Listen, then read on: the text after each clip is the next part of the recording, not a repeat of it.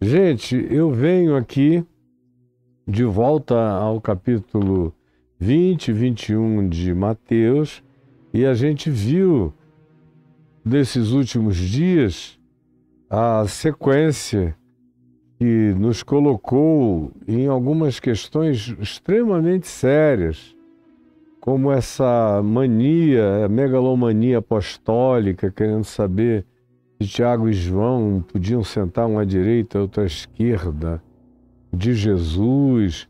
A gente antes disso tinha visto a parábola da vinha e daquele pessoal que achava que porque tinha chegado muito cedo eram etariamente mais velhos do que os outros no trabalho, eles teriam privilégios religiosos extraordinários. Vimos a cura do cego em Jericó e a escolha entre ficar rico ou voltar a ver, e como o indivíduo não era idiotado, como alguns entre nós queriam dizer, eu prefiro ficar rico, porque o Elon Musk já prometeu que dentro de 1 ano, 2 ou 3, a Neuralink vai fazer todo cego ver, então se eu tiver dinheiro eu me resolvo. Agora, o que é que me adianta ver e continuar duro? Mas Bartimeu escolheu ver e não ficar cheio da grana. Ele podia ter feito essa escolha porque Jesus deu a alternativa. O que tu queres que eu te faça? E o cara era cego e era mendigo. Aí a gente viu a reincidência da palavra da ressurreição, outra vez a negação dos discípulos fazendo de conta que Jesus não estava falando nada que fosse de qualquer relevância. Aí vimos a entrada triunfal em Jerusalém do rei humilde. Eu fiquei um dia inteiro ou 2 falando a respeito disso. Entramos na purificação do templo, e aí eu falei da diferença entre os negócios da religião e os negócios de Deus. Aí entramos na semana passada na figueira sem fruto. E eu fiquei no mínimo um dia explicando o significado da figueira sem fruto, e depois da introdução do tema da fé trazido pelos discípulos que nem tinham percebido a metáfora da figueira que Jesus lhes trouxera. E depois, no dia de ontem, eu concluí fechando o conjunto de coisas, mostrando que tudo estava interligado e que Jesus nunca deixava textos sem contextos. E aí entramos também no dia de ontem na parábola dos 2 filhos. E ela ficou extremamente explicitada. Para quem quiser entender, está tudo gravado no YouTube. Não tem como. Quem tiver vontade de aprender, de crescer, de maturar, de entender, e de entender correto, de entender direito, de entender sem misticismo, sem loucura, sem as hermenêuticas da ficção interpretativa, entender o Evangelho conforme Jesus, segundo Jesus, na simplicidade de Jesus, na pureza de Jesus, no chocante manifestar da sabedoria de Jesus. Está tudo gravado aqui no meu YouTube. 2 anos e 7 meses de ensino para você, e ninguém tem desculpas de dizer que passou por essa geração e não teve oportunidade de entender e de aprender o Evangelho, porque eu sou o teu problema. Eu sou o teu grande problema, porque eu ensino certo, ensino simples e ensino compreensivelmente. E você não aprende, não vem, não compreende, não discerne, porque não quer. É preguiçoso ou preguiçosa ou não tem nenhum interesse. E, eventualmente, no dia que chegar, você já vai fazer isso no meio de muitas dores, velhice, achaque, sem enxergar direito, eu já vou estar morto. E você está perdendo uma chance enorme de aprender isso todo dia e aproveitar isso, não como um conhecimento intelectual, O Evangelho não é para ser um cardápio que a gente lê na porta do restaurante e diz, aí procura o preço e vê que é tudo de graça, mas não escolhe nada, não come nada do banquete, vai embora. O Evangelho não quer que você conheça o banquete. Não quer que você conheça o cardápio do banquete. O Evangelho quer que você coma a abundância desses manjares e desses víveres. Pois bem, ontem Jesus terminou com aquela parábola dos 2 filhos. O que dizia, tá bom, eu vou, e não ia nunca. E o que disse, eu não vou, não quero, não gosto, mas apareceu e trabalhou. E ele comparou isso com os religiosos que diziam sim para Deus, sempre, e não faziam nada. E os publicanos, as meretrizes, os pecadores que diziam não quero, não gosto, não vou, não é o meu business, mas que pensam melhor, fazem o processo metanóico, se arrependem e aparecem na vida para viver o Evangelho. E aí ele prossegue no verso 33, eu vou fazer diferente hoje. Normalmente, eu vou explicando enquanto eu vou lendo. Hoje eu vou ler tudo, e aí depois eu vou explicar a parábola depois que eu tiver lido tudo. Só porque eu quero concluí-la no dia de hoje. E se eu for explicando verso a verso, eu vou ficar 3 dias. Então preste atenção. Jesus diz, Mateus 21, 33, daí para frente. Atentai, noutra parábola. Ele faz questão de ser ilustrativo em tudo que ele ensina. É ilustrativo. Se tivesse um bom vídeo, ele apresentaria, mas ele apresenta aqui boas histórias, cheias de imaginação, e produz uma gravidez imagética na cabeça dos ouvintes, e ele diz, atentai noutra parábola, noutra história carregada de lição. Havia um homem, outra vez é a história de um homem em uma vinha, dono de casa, que plantou uma vinha, mais uma vez, porque era um negócio lucrativo. Todo mundo bebia vinho, muito vinho. Em algumas circunstâncias se bebia mais vinho do que água, porque nem sempre as águas eram boas e potáveis. Ou se bebia mais cerveja, cevita, romana do que água, porque era mais limpa, mais pura do que a água, se pudesse pegar em algumas fontes nem sempre totalmente confiáveis. E aí prossegue Jesus dizendo, ele comprou a vinha, cercou-a de uma cerca, de um muro, deu proteção a ela, amuralhou-a, construiu nela um lagar que é para poder pisar o vinho, e é uma festa em lugares primitivos. Hoje em dia ninguém pisa mais o vinho no lagar, já é esmagado por máquinas, mas no passado era um dia de celebração. Reunia-se todo mundo para pisar o vinho no lagar, para esmagar a uva. Claro, todo mundo lavava super bem os pés e ia para lá, era um momento de festança, e as crianças se deleitavam, era uma meleira linda. Construiu um lagar, edificou-lhe uma torre, em outras palavras, um silo, para o depósito do que ele ia colocar ali em termos de metros cúbicos de vinho. Construiu essa torre, esse depósito, esse container, e arrendou-a, depois de tudo preparado, uma infraestrutura pronta, arrendou-a a uns lavradores, que diziam que tinham mão de obra, mas não tinham meios de estruturar uma vinha como esse dono da vinha tinha oferecido a eles, e era um negócio de lucratividade para todos.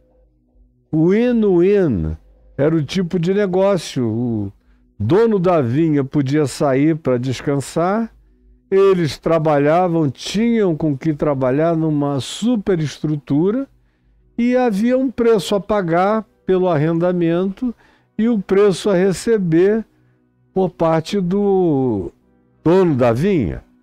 Nada melhor para todo mundo. Podia ter funcionado muito bem.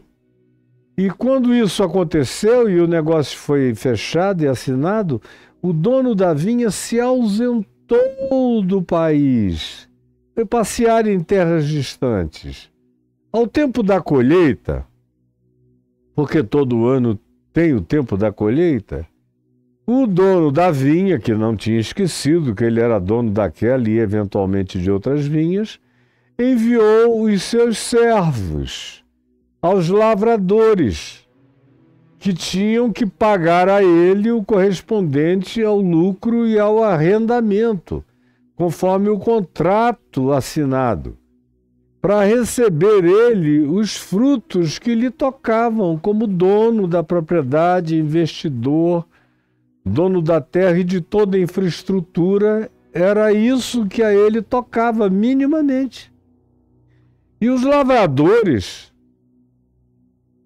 que depois de apenas um ano na vinha, começaram a se sentir donos dela, do que eles não tinham gasto um tostão para adquirir, nem para erigir a muralha cercando e protegendo, nem para adquirir todas as mudas de milhares de parreiras para o vinhedo ficar denso, forte, saudável. Nem tinham gasto dinheiro fazendo os silos, fazendo o container para metragem cúbica do vinho feito e colocado ali.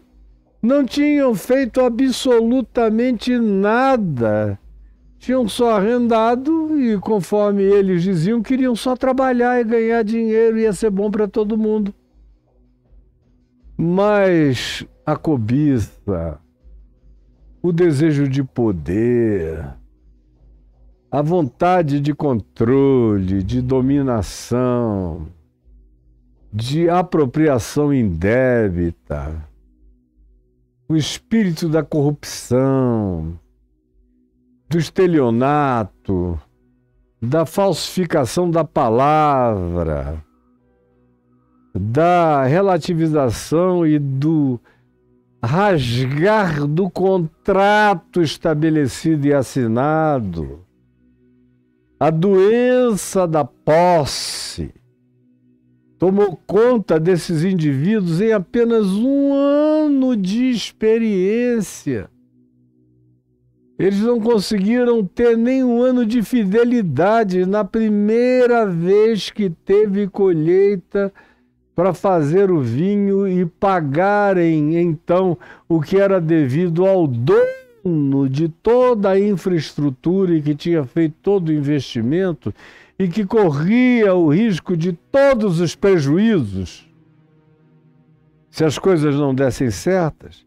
No primeiro ano, quando chegou essa hora, os lavradores já tinham mudado de mente e de coração. E eu vou voltar para aí depois que eu ler a parábola toda. E os lavradores, portanto, no primeiro ano, agarrando os servos enviados pelo dono da vinha, espancaram a um, mataram a outro e a outro apedrejaram. Imagina que recepção no primeiro ano! Lembram da figueira que era Israel? A vinha, aqui no Evangelho, é sempre, guarde a palavra sempre, uma imagem de Israel.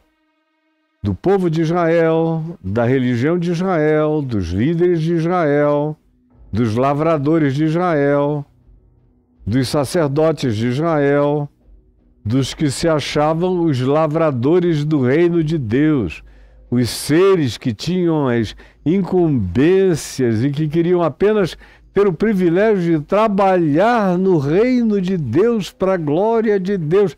É como todo mundo chega no início. Depois todos querem ficar donos. Todos apenas dizem, não, Deus fez isso por nós, mas quem lavra, quem passa o dia inteiro aqui somos nós. Então, com 1 ano apenas de experiência, esses caras absolutamente nojentos já estavam querendo declarar um uso capião na terra. E o recado que eles mandam para o dono da vinha é com sangue.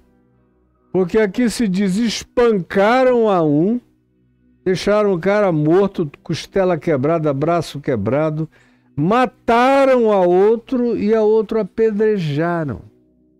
E enviaram numa carroça. Está aí a nossa resposta ao dono da vinha.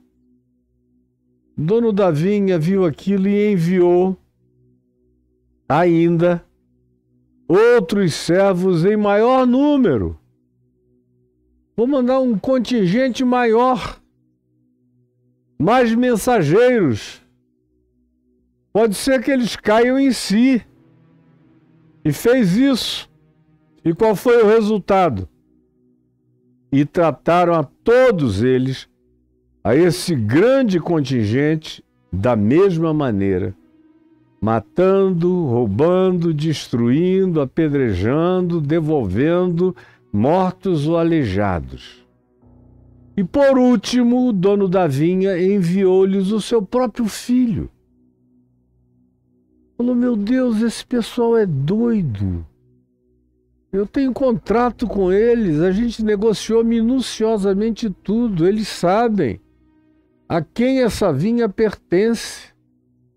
Sabe que se eu não tivesse feito tudo que eu fiz, eles estariam passando fome, necessidade, não teriam de trabalhar, que receberam tudo da melhor qualidade, todo aparatado, algo que era só entrar, fazer e faturar. Mas quem são essas pessoas? Que espírito é esse? É a perplexidade do dono da vinha. É a perplexidade desse em relação a quem a imagem da figueira sem frutos e da vinha remete para Israel e remete para a responsabilidade que eles pediram para ter de serem lavradores, de serem cooperadores, de trabalharem para o dono da vinha, enfim, fazerem alguma coisa que também valorizasse a própria existência deles, desse significado a eles e trouxesse o benefício que o dono da vinha buscava, que aquilo ali tudo fosse extremamente útil, produtivo, bonito, belo, produzisse o vinho da melhor qualidade.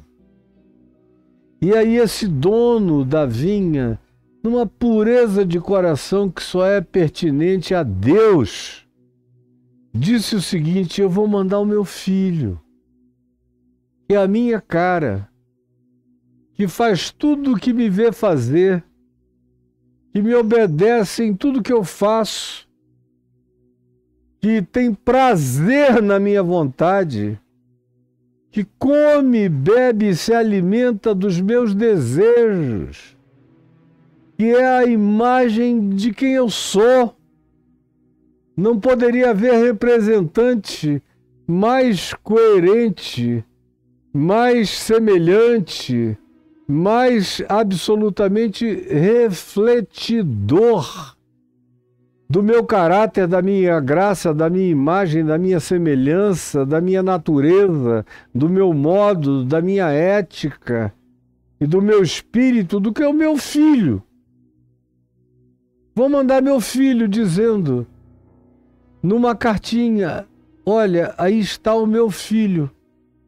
Na esperança, dizia ele, que vendo meu filho, recebendo meu filho, eles respeitem pelo menos o meu filho, que vai chegar com todos os sinais da minha filiação, com todas as expressões do meu DNA, da minha genética, será inequívoca a manifestação dele como meu representante genuíno, absoluto e unigênito. Ao meu filho respeitarão. Que decepção pensar que Israel, que os que arrendaram a vinha, ou que os que se faziam representar numa figueira cheia de folhas, mas que não dava fruto, que era só hipocrisia sem fé, como a gente viu, e repetiu, e repetiu, e repetiu até o dia de ontem, iriam agora respeitar o filho.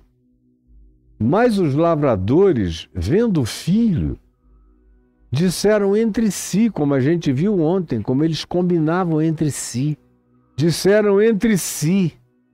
São expressões que se repetem tanto para dizer vamos matá-lo, como aqui, na mesma expressão, dentro do espírito do escopo da ilustração da parábola, da metáfora. Este é o herdeiro. É o único herdeiro. É o representante genuíno. Ora, vamos, juntos. Tem que ser uma coisa não de um nem de dois, mas de todos. Sacerdotes, fariseus, anciãos do templo, autoridades armadas, toda a regimentação institucional que a gente puder ter no nosso arcabouço religioso, a gente junta tudo e todos e vamos a uma sem dissonância de voz contra o filho. Portanto, vamos, matemo-lo e apoderemo-nos da herança. Quantas vezes eu já preguei sobre esse apoderemo-nos da herança? Guarde bem isso, e apoderemo-nos da herança. Eu vou falar sobre isso daqui a pouco, aplicadamente ao que acontece a vida inteira e acontece nos nossos dias.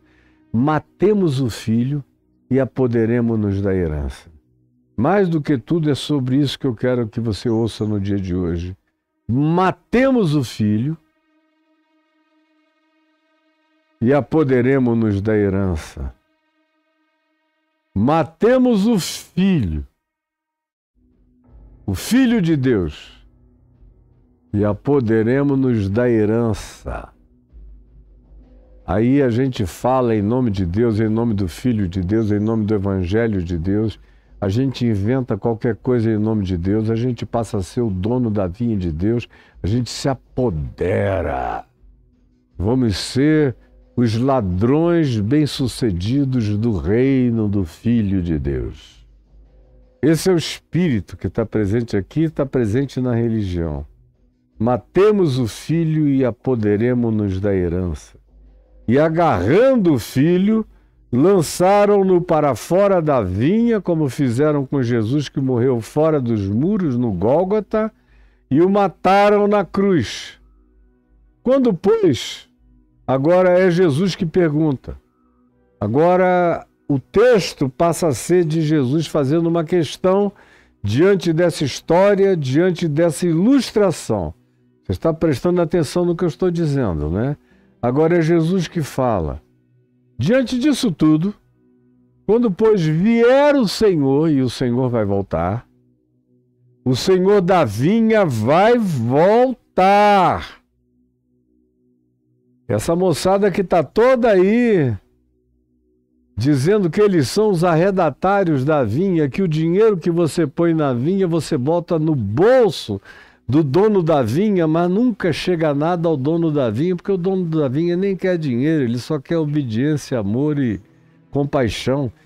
Eles é que querem a tua grana, e é isso que eles fazem o tempo todo e você não enxerga que você está dando força para os ladrões do reino de Deus.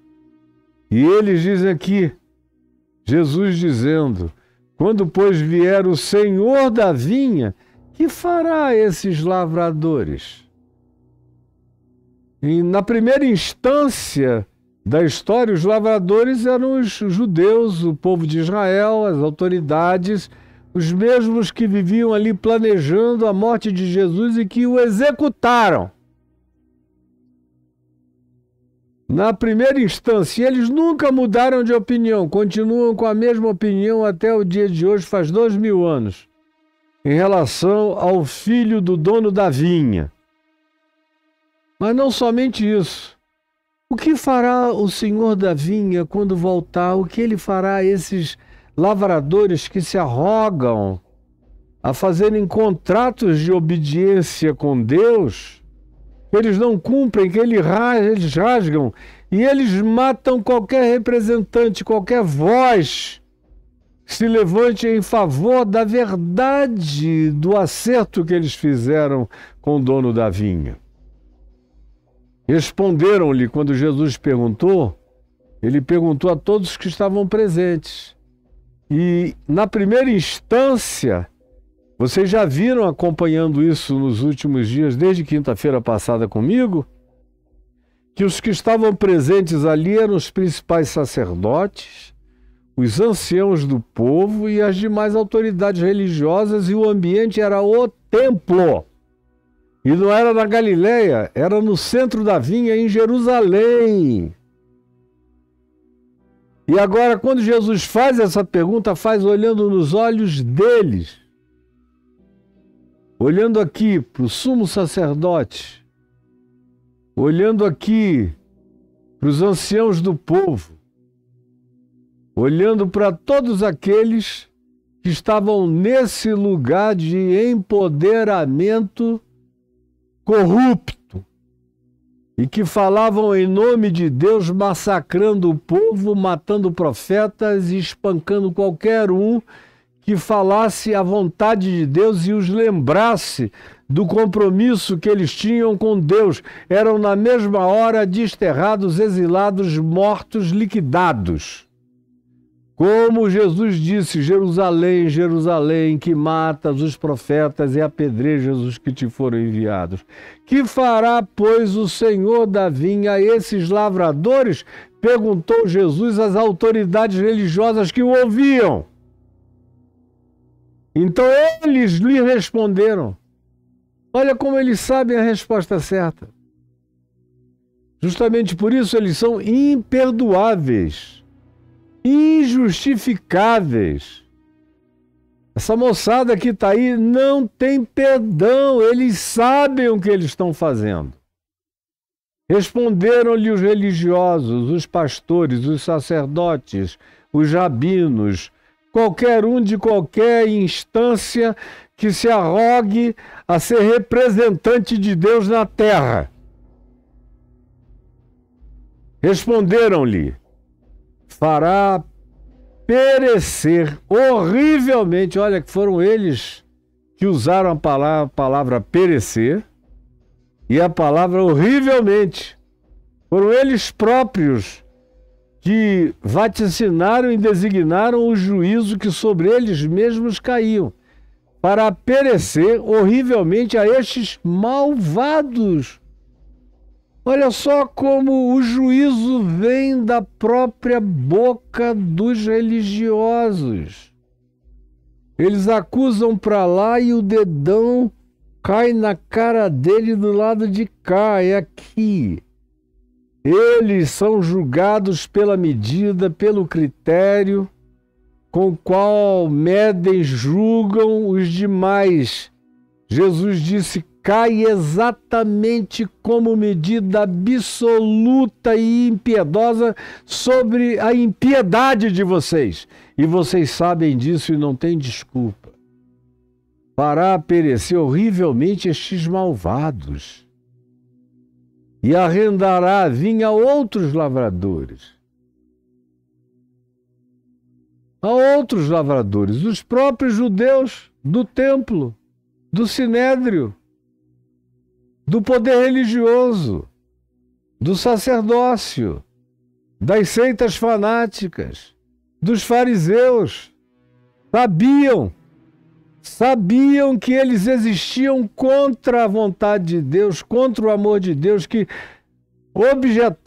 obstacular e opor em si ao Evangelho de Jesus e a Jesus, que é o Evangelho, Lá na mente e no coração deles havia uma fibrilação incessante que dizia que eles estavam pecando contra o Espírito Santo, contra o Espírito de Deus, contra a vontade de Deus, contra Deus mesmo, contra o Filho de Deus, contra a imagem do Deus invisível, contra o primogênito de toda a criação, contra aquele em quem todas as coisas subsistem, aquele que é a própria imagem exata do ser de Deus, que no passado nos falou pelos profetas, mas hoje nos fala pelo Filho. Eles sabiam, como João, o apóstolo, diz no evangelho dele, afirmando que o Filho de Deus veio para os que eram seus, pelo menos do ponto de vista genealógico, mas os seus não receberam. Mas a todos quantos o receberam no mundo inteiro, como eu, lá na rua Duque de Caxias, em Manaus, em 18 de julho de 1973, o recebi para mim. E ele me acolheu. E a vinha foi transferida mais uma vez para uma outra pessoa, para um lavradorzinho amazonense, que estava vindo de todo tipo de sacanagem sexual, erótica, briguento, encarava qualquer um e qualquer coisa, não tinha medo de nada, até que não aguentou mais viver sem sentido, buscou significado para a vida e encontrou no Filho. E recebeu a misericórdia de se tornar arrendatário desse privilégio de cuidar da vinha com todo amor, com todo respeito, com toda reverência, com todo cuidado e com toda a certeza de que ela não é minha. E dela eu só quero o lucro da alegria, só quero poder beber do cálice que dela transborda. Não precisa de mais nada, mas eles sabiam e repetiram peremptoriamente o juízo que sobre eles cairia. O que vocês acham que acontecerá com esses lavradores que estão agindo assim contra o Senhor da vinha, contra o Senhor do reino? E eles disseram: fará perecer horrivelmente a esses malvados e arrendará a vinha a outros lavradores que lhe remetam os frutos dos seus devidos tempos. Em outras palavras, eles sabiam que eles eram os grandes expropriadores, espoliadores, aproveitadores do nome de Deus. A riqueza deles era em nome de Deus, os palácios deles eram em nome de Deus, as mansões deles eram em nome de Deus, as fortunas deles eram em nome de Deus. Só não enxerga isso aqui quem quer deliberadamente, num estado de auto-engano, de negacionismo radical, não ver, não enxergar, não perceber o que é óbvio e que é Jesus que está dizendo, com aplicações que não dá para a gente tentar se equivocar acerca delas. Ninguém, nem um retardado conseguiria essa tarefa, a menos que seja malvado, perverso, maligno. Tem que ter uma coisa muito ruim dentro do indivíduo para ele ler o Evangelho e ouvir Jesus dizendo isso e ver essa história e olhar para os 2000 anos passados e achar que isso não tem nada a ver com ele, que está agindo do mesmo modo que aqueles que arrendaram a vinha de Israel fizeram e continuam a fazer até o dia de hoje. Sim, eles declaram o juízo que sobre eles virá. Aí Jesus lhes faz uma pergunta no verso 42. Nunca lestes nas Escrituras? E aí ele está citando o Salmo 118, versos 22 e 23. Se você quiser, veja o Salmo 118, versos 22 e 23. Jesus perguntou-lhes: nunca lestes no Salmo 118, 22 e 23? O que está escrito: A pedra que os construtores rejeitaram. A pedra, a rocha de esquina, a pedra que dá rumo, que dá prumo, que dá alinhamento a toda essa estrutura e construção do reino de Deus, que é Cristo. A pedra nunca foi nenhum papa, a pedra nunca foi nenhum trono, a pedra nunca foi nenhum apóstolo, a pedra nunca foi nenhum ser humano desses que ora pensam isso, ora pensam aquilo, ora não sabem nem o que pensam. Como o próprio Pedro, gente boa e ao mesmo tempo confusa. A pedra sempre foi aquele que nunca tergiversou. A pedra é aquele que diz: eu sou o caminho, a verdade e a vida. A pedra é aquele que, não tendo pecado, se fez pecado por nós. A pedra é aquele que ressuscitou de entre os mortos no terceiro dia para ser o nosso justificador e justificador de todo aquele que crê. Essa é a pedra angular do Salmo 118, versos 22 e 23. Nunca lestes? A pedra que os construtores, os arrendatários, trabalhadores rejeitaram, disseram: não, a gente não quer não, a gente se garante. Jesus era muito romântico. A gente não precisa disso. Daqui para frente é a gente, com os nossos estudos de publicidade, de marketing, de estratégias novas. Como o Pablo Marçal, quando eu o confrontei a última vez, quando ele era candidato à Prefeitura de São Paulo, numa chamada telefônica de uma meia hora, eu o confrontei veementemente. E ele falou: pastor Caio, mas é que você não conhece as técnicas novas. Falei: não, eu conheço os princípios eternos do Evangelho que você está transgredindo e violando todo dia. Ele falou: pois é, mas não dá para fazer conciliação desses princípios eternos com as técnicas novas de comunicação. Eu digo: então vá com as tuas técnicas, porque você vai ser julgado e esmagado pelos princípios.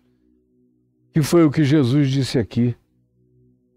Portanto, eu vos digo que o reino de Deus que vocês pensam que tomaram de assalto será tirado de vocês e será entregue a um povo sem nome, a um povo sem cara, a um povo sem placa, a um povo sem bandeira, a um povo sem pedigree, a um povo sem diploma, a um povo sem flâmula, a um povo sem status, a um povo sem autoridade, mas um povo fiel, um povo quebrantado, que lhe produz os respectivos frutos nos tempos próprios e adequados. Agora prestem atenção vocês, que acabaram de dizer que rejeitaram a pedra angular.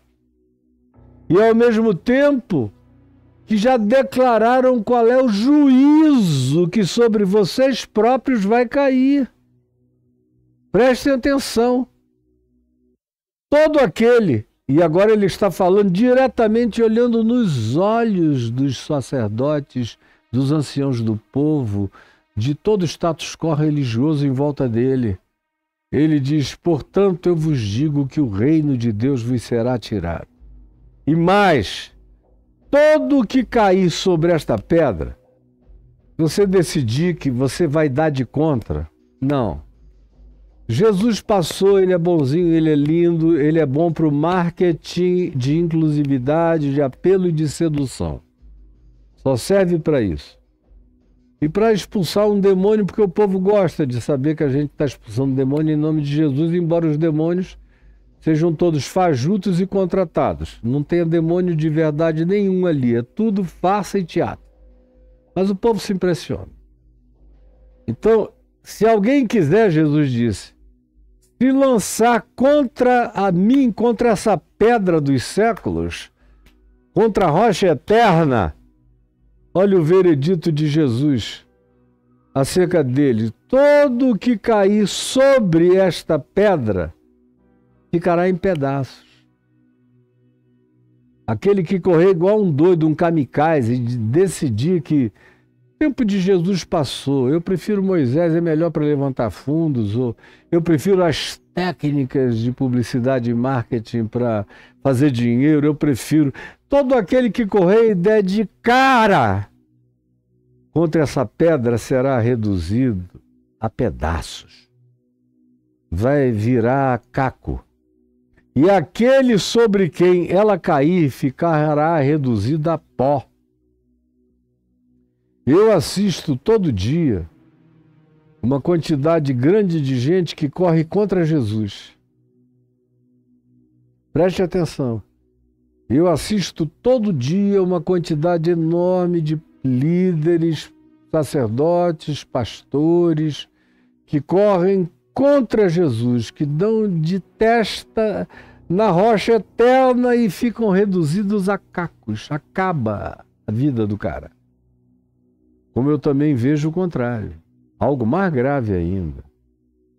Eu vejo aqueles que são tão afrontosos, são tão blasfemos, são tão arrogantes, são tão diabólicos, são tão demoníacos, tão malignos, são os entes mais narcisos do que demônios e diabos, horrorosos, que invocam briga com os céus, como aqueles que dizem: eu falo com Deus com raiva, ou tu fazes o que eu quero ou tu vais ver. Meu filho, essa pedra vai cair em cima de você. E não sou eu que estou dizendo isso. É Jesus que está dizendo que ela vai cair na tua cabeça e você vai ser reduzido a pó. Você vai ser varrido como poeira da história. Daqui a mais 100 anos, no máximo, você virou poeira da história. Que 100 anos? 50 anos. Daqui a 25 anos você é poeira da história e tudo que você construiu vai ser reduzido a nada. Porque a única coisa que permanece é a palavra. Eu não estou construindo uma torre, um templo, nada, mas eu estou construindo um edifício inquebrável de evangelho, de palavra. Isso vai durar séculos e séculos. Isso vai durar para sempre. Os teus tataranetos vão buscar socorro nesse ensino do Evangelho, quando tudo estiver em silêncio e não houver mais voz nenhuma da graça de Deus no mundo, os teus descendentes sabem e encontrarão o recurso na pedra inquebrantável do Evangelho de Jesus. Todo aquele que cair sobre esta pedra ficará em pedaços, e aquele sobre quem ela cair ficará reduzido a pó. Os principais sacerdotes, que é o público prioritário que está ali, e os fariseus, os puritanos, religiosos, cheios também de teologias, de não toques nisso, não pegues aquilo, não bebas aquilo outro, eu sou mais santo do que tu, cheios de adereços, quem olha de longe já vê que eles são parte daquela crentalhada insuportável que vem chegando e que de longe já faz propaganda reluzente da sua espiritualidade falsa. Os principais sacerdotes e os fariseus, ouvindo estas parábolas, entenderam, meu Deus, entenderam que era a respeito deles que Jesus falava, é óbvio. E conquanto buscassem prendê-lo, temeram as multidões, porque olharam em volta e havia já centenas e centenas e centenas de pessoas. E esse tipo de gente aqui, os religiosos, tem pavor de povo. Eles fazem mal a você quando você está sozinho, mas quando eles veem que já tem muita gente contigo, eles botam um galho dentro. Eles arregam, eles são frouxos, eles são covardes. Eles querem te pegar sozinho numa oportunidade para te matarem sem testemunhas ou em circunstâncias adequadas. Conquanto buscassem prendê-lo, temeram as multidões, porque estas o consideravam como inequivocamente a voz de Deus, um profeta de Deus, que carregava a palavra de Deus. Agora, para a gente concluir, eu disse que eu iria ler primeiro. É óbvio o que está sendo dito aqui. Prioritariamente, como eu já lhes falei, a Israel, aos judeus, essa expressão da vinha é própria, peculiar, ilustrativamente a Israel e a religião de Israel, e que disse no Monte Sinai, tudo que Deus mandar a gente vai obedecer, mas não demorou nem 40 dias, eles já tinham feito um bezerro de ouro e passaram o resto da vida assim, inventando coisas novas para obedecer. Chegou uma hora que até Moisés se tornou brando demais para eles. Eles desenvolveram literaturas novas, como é o caso do Talmud, que de um lado tem algumas coisas de alguma sabedoria interessante do primeiro século, do segundo século, mas de um outro lado tem vaticínios que parecem a pior forma de sharia do islamismo abominável pelos bons islâmicos que são a maioria do planeta Terra. Mas são sharias de morte. Os islâmicos chamam de sharias, mas são verdadeiras sharias de morte. Assim como o Talmud também está cheio e outras literaturas que eles, não contentes, fabricaram para acrescentar mais rigores ainda ao que já era insuportável na lei de Moisés, e saíram mudando tudo. E cada vez que chegava alguém da parte de Deus para lembrar a eles como eram os caminhos de Deus, como era a vinha, como deveria ser o trabalho, como eles deveriam se comportar, como eles deveriam viver, como eles deveriam adorar a Deus em espírito e em verdade, de toda a mente, de toda a alma, de toda a força, de todo o coração, de todo o entendimento, e amar ao próximo como a si mesmo, eles matavam, expulsavam, apedrejavam e jogavam fora qualquer que fosse a testemunha desse mandamento divino. E vieram profetas sobre profetas, eles mataram a todos. E depois que eles se estabeleceram em Jerusalém, ficou ainda pior. Jerusalém virou o verdadeiro lugar do cadafalso, da morte. Por isso eu repito, só no dia de hoje, Jesus, pela segunda vez, quando disse: Jerusalém, Jerusalém, que matas os profetas e apedrejas os que te foram enviados. É isso que eles fazem, mataram todo mundo e continuam matando, e mataram o filho. Não houve um que tenha escapado de Jerusalém. Você lê isso aqui bonito? Isaías, Jeremias, Ezequiel, Daniel, Jonas, Miqueias, Naum, Abacuque, Sofonias. E aí você vai vendo esse povo, fica pensando que havia uma amizade entre eles e o povo de Israel. Não tinha, não. O povo de Israel odiava os profetas. Os líderes do templo odiavam os profetas. Sacerdotes odiavam os profetas. Quase todos os reis de Israel liquidaram os profetas e os odiavam. Eles gostavam, eram dos falsos profetas, aqueles que eles contratavam para viver com eles na corte, dizendo só o que eles queriam ouvir, como acontece hoje em todos os sistemas de poder, inclusive no nosso país, em qualquer outro lugar. Só vocês que não conseguem enxergar. Por último, ele disse: eu enviarei meu filho. E veio com sinais, prodígios, maravilhas. Purificou leprosos, abriu os olhos aos cegos, fez os surdos ouvirem, os coxos saltarem, os culpados se tornarem gente recuperada, restaurada, perdoada, as famílias esfaceladas se reagruparem, os pais se converterem aos filhos, os filhos aos pais.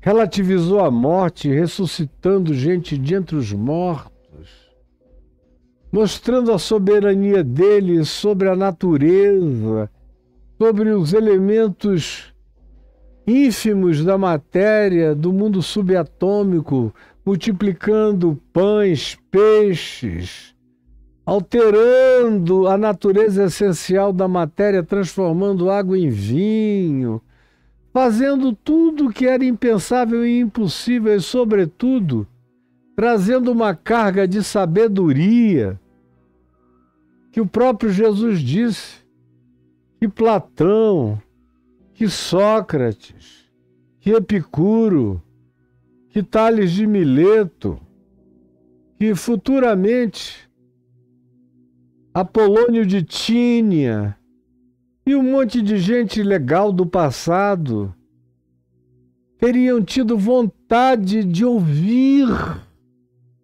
Ele disse: o que vocês estão ouvindo?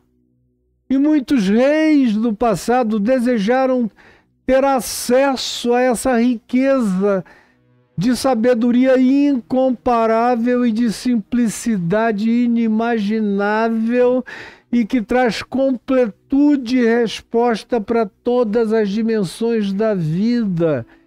Todos os grandes sábios e inteligências planetárias quiseram ter acesso a esse tesouro de sabedoria e de conhecimento que está sendo aberto aqui a vocês, ensinando a viver, ensinando a perdoar, ensinando a acolher, ensinando a fazer cessar as guerras, ensinando a viver, ensinando a cuidar de si mesmo e a amar a diferença, deixar que cada um expresse seu próprio dom, sem disputa, sem inveja, sem ciúme. Veio ensinar uma nova humanidade a ser uma nova geração, uma nova criatura, uma nova era, um novo aeon, um novo século.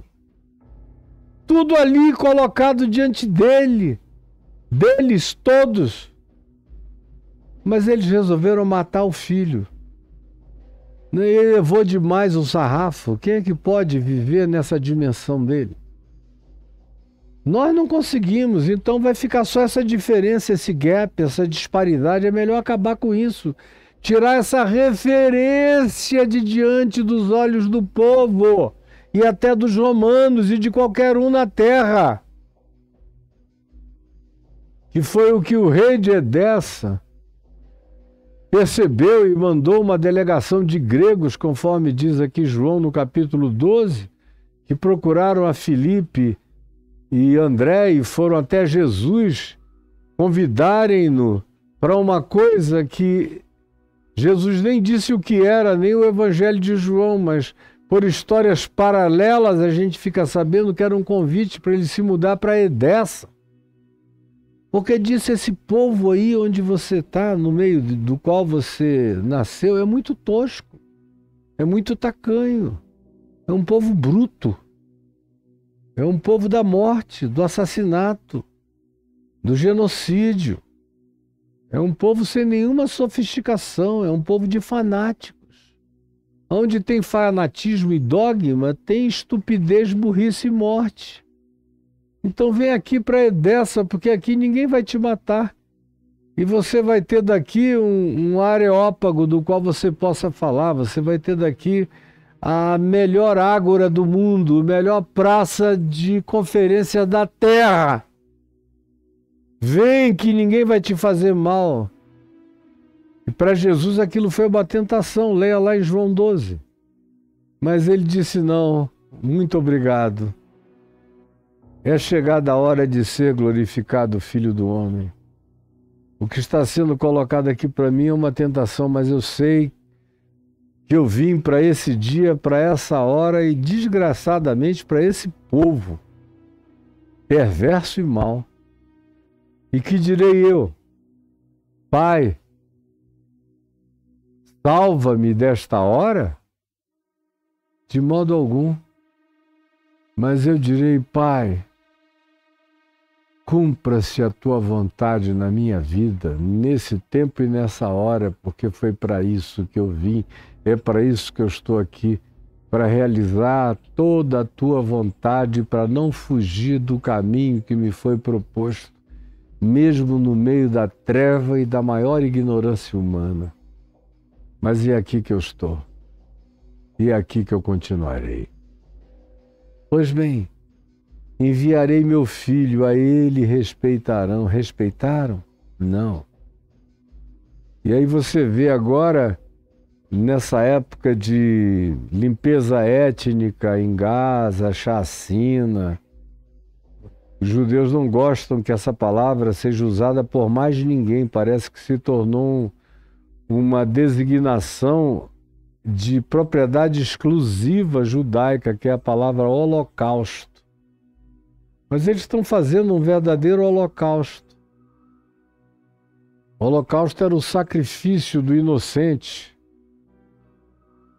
e que era recebido como um sacrifício diante de Deus. Eles ficam achando que o que Hitler fez foi o único holocausto da história. Netanyahu é o Hitler contemporâneo, fazendo um holocausto contemporâneo. Está subindo até aos olhos de Deus.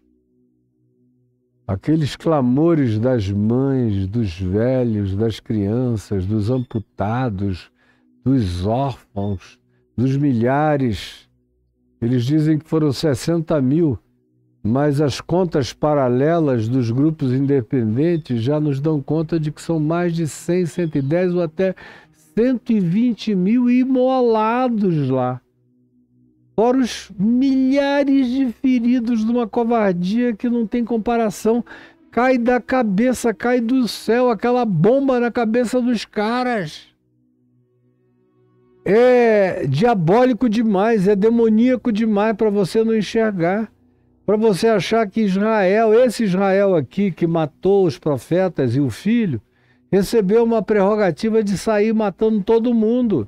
E os crentes se enrolam na bandeira. Vocês são cúmplices dessa maldade. Eu digo isso em nome da profecia do Evangelho de Jesus a tantos quantos queiram ouvir. E digo aqui tanto quanto eu diria, vivendo com todas as consequências no Muro das Lamentações ou em qualquer praça de Israel. Estão chamando um juízo e declarando a natureza do juízo que sobre eles cairá. Horrivelmente esses malvados vão provar. Por isso que eles disseram que aconteceria com outros e estavam chamando o juízo e descrevendo seu próprio juízo. Aconteceu nesses últimos 2000 anos, mas parece que não foi o bastante. Bastou terem 70 anos de folga que começaram a fazer tudo de novo. Tudo de novo. Matando os filhinhos e as criancinhas, numa coisa horrorosa. Ao meu filho respeitarão? Não, não respeitarão. Nem a nenhum profeta, nem a ninguém. Porque eles são ladrões do reino. Eles acham que eles é que têm a última palavra sobre Deus, sobre reino de Deus, sobre monoteísmo, sobre interpretação bíblica do Velho Testamento. Eles é que podem dizer se Jesus era o Messias ou não era o Messias. Eles é que têm a última palavra, eles são os senhores do saber. Sem o perceberem, se tornam os designadores do seu próprio juízo. E o que Jesus disse há 2000 anos atrás, a esses judeus que souberam que Jesus estava falando com eles, esses sacerdotes e esses fariseus e esses religiosos, está sendo dito de novo, de novo, e de novo, e de novo, e de novo, em todas as gerações e todo o tempo, e esse mesmo povo repete as mesmas coisas. E nós, cristãos, preste atenção agora para mim. E eu vou concluir. Nós, cristãos, tomamos o lugar desses